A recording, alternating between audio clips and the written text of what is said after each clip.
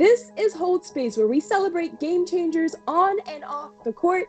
Today, joining us is Sylvia Sweeney. Her extraordinary success led her to the induction of not only the Canadian Basketball Hall of Fame, but also the Canadian Olympic Hall of Fame. And once she hung up her kicks, she blazed a trail in the Canadian media industry as one of the first Black women on CBC. Her career would eventually earn her one of the most prestigious awards in the nation, the Order of Canada.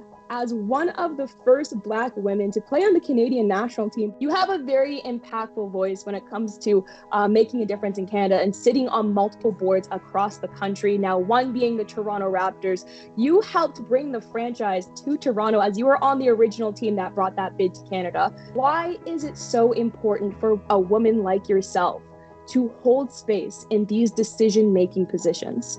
I think we forget to stop and celebrate how far we have come, because we've come a long way, and it's due to the Raptors. It's due to Canadians seeing excellence and from cultures that they normally hadn't opened their door and invited to dinner. But the board that I sat on that actually was successful, it was John Bitov and Alan Slate. They too saw that Toronto was ready. A team like the Raptors could give them a real bird's eye view as to what people do when they see excellence. They want to gravitate to that.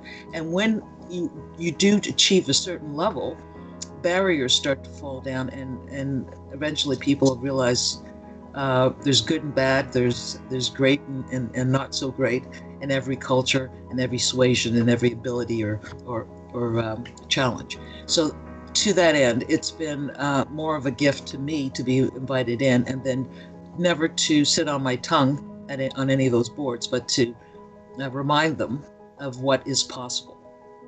But why is it important now to teach and learn from our past? There are all sorts of references to, standing on the shoulders of those who went before, and if you don't learn from your past, you're doomed to repeat your failures.